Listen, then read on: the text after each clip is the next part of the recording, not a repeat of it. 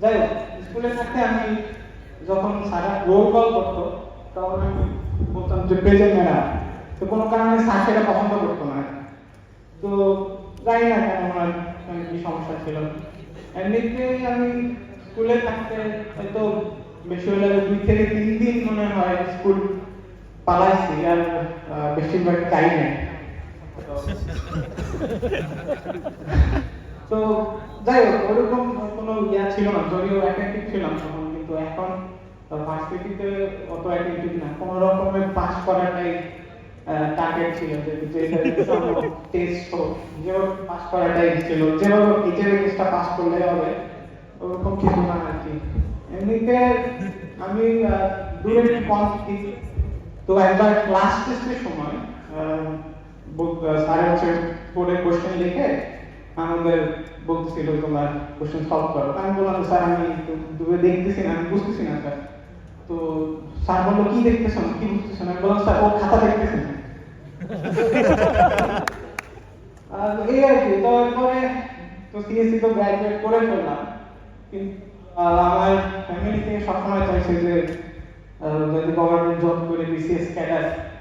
তো আমি চেষ্টা করছি কিন্তু সফল হতে পারি না, কারণ আমার বাসার সাথে ছিল না। তো এটা একটা কারণ হতে পারে আর কি, আমার মনে হয়। আমাদের ভার্সিটিতে আমরা জানি যে রেগুলার কোর্সের বাইরে আমরা ইউএস পড়ছি আর কি, যে অ্যারাবিক আমাদের শিখতে হয়েছে, পড়তে হয়েছে, লিখতে হয়েছে।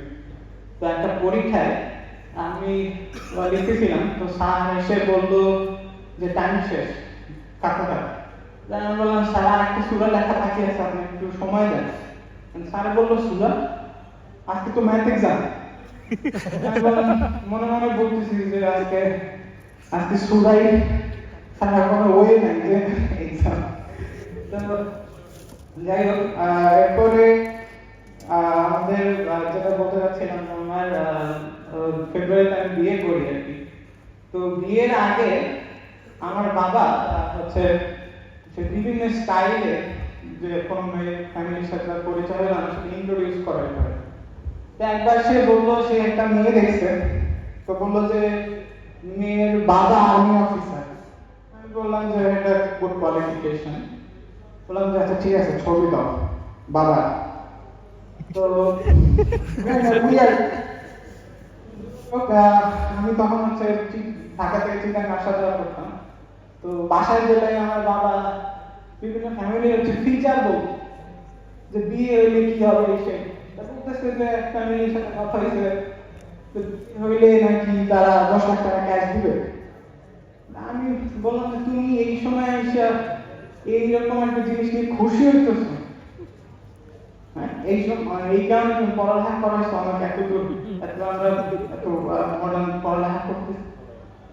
তো যখনই কথা হইতো সে সেল আউট করতে যাচ্ছে, তাই তো আর যে 10 লাখ টাকা ক্যাশ দিবে, 10 লাখ টাকা ক্যাশ দিবে। আমি বললাম ব্যাংক ট্রান্সফার করতে বলো, তো এত আমাদের তো সিস্টেম আছে তাই না। যাই হোক, তো সামহাও হচ্ছে মেয়ের সাথে দেখা হয়। দেখা হওয়ার পরে কথাবার্তা হবে কিন্তু তখন এক পর্যায়ে হচ্ছে বিদায় নেওয়ার পালা। তো তখন ও মোবাইলটা দিল, যাতে হচ্ছে আমি মোবাইল নাম্বারটা দিয়ে দেই।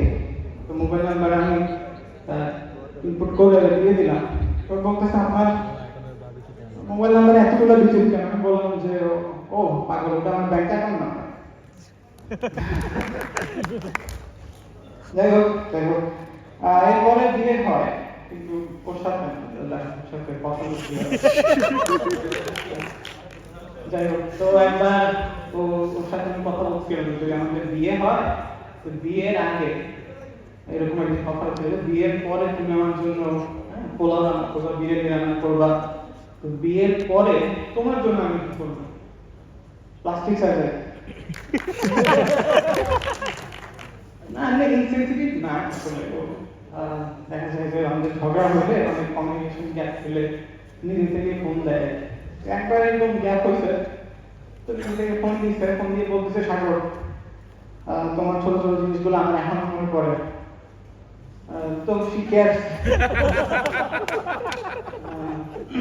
তো সেদিন বলছিল যে দেখি তো বিয়ের পরে বিয়ের পরে আমার ওজন আর আগের ওজন কতটা পার্থক্য হয়েছে। তো ওয়েট মেশিনে মাপার পরে বলতেছে যে ও ওয়েট তো সেমই আছে। আমি বলছি হ্যাঁ মেশিনে।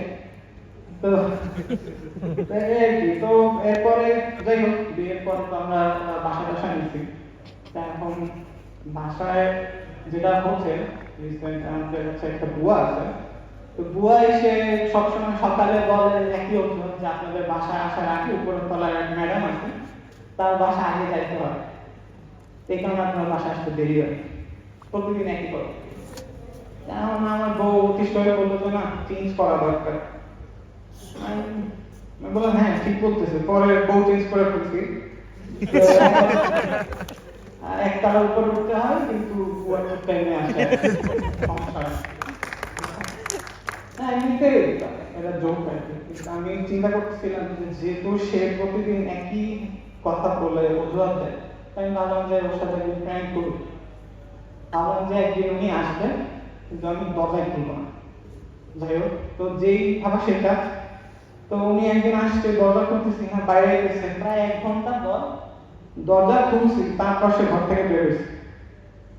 তো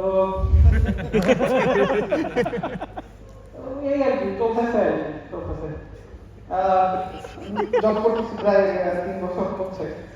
তো সেদিন আমি এইচআরকে বলতেছিলাম যে আপু ওই ম্যাডামকে আপনি স্যালারি ইনক্রিমেন্ট দিলেন, উনি তো ম্যাটারনিটি লিভে ছিল। বলে তুমিও ট্রাই করো। ট্রাই করার ক্ষমতা করতেছি না। তো আমাদের যাই হোক উনি লাস্ট মান্থ আমাদের অফিস থেকে একটা পিকনিকের আয়োজন করছিল আর কি। তো ওখানে আমাদের একটা অ্যাক্টিভিটি ছিল হচ্ছে জিপ লাইনিং, মানে ঝুলে এক প্রান্ত থেকে অন্য প্রান্তে যাইতে হবে, নিচে পুকুর। উনি দেখে বললো যে আচ্ছা ওখান থেকে আসার সময় যদি আমি নিচে পড়ে যাই তখন কি হবে। তারপর নিজে থেকে বলতেছে আপনার সমস্যা হবে না, এতগুলো পুরুষ আছে সবাই সুইমিং পারে, সমস্যা হবে না। আমি বললাম হ্যাঁ আপু সমস্যা হবে না, জানাজা করতে। যাই হোক এমনিতে মোটামুটি খারাপ নয়, আছে সমস্যা আছে সুবিধা আছে। এমনিতে ফ্রেশার্স যারা সেটা বলতে চাইছে ঢাকাতে সিএসএ ভালো ডিমান্ড নেই। ঠিক আছে আমাদের ধরো ওয়েব ডেভেলপমেন্ট বা অ্যাপ ডেভেলপমেন্ট, হ্যাঁ এগুলো ভালো ডিমান্ড আছে। ফ্রিল্যান্সিং যেমন আমি নিজেই গতকালকে একটা ক্লায়েন্টের প্রজেক্ট আমি লোড করে দিয়ে আসলাম। আমি কি মনে লাস্ট টাইম একটা জব ইন্টারভিউ কথা বলি। যাই হোক তো ওই দিন আমি অনেক হন্তদন্ত হয়ে ঢাকায় যাই। তো অফিসে ঢুকলাম। তো সে ওখানে প্যানেলে 4-5 জন ছিল আর কি। সবাই ওনারা আমাকে একটা পেপার দিল, পেপার দিয়ে বলছে যে রিটেন একটা এক্সাম আর কি। তো পেপার দিয়ে বললো যে আপনি লেখা শুরু করেন, 15 মিনিট টাইম। আচ্ছা আমি লিখতেছি। এরপরে শেষের দিকে আসে আমি বলতেছি যে টাইম তো শেষ, পেপার সাবমিট করেন। আমি বললাম আমরা একটা সূরা লেখা বাকি আছে। তো বোঝাই যাচ্ছে আসলে যে ইন্টারভিউ কেমন আছে।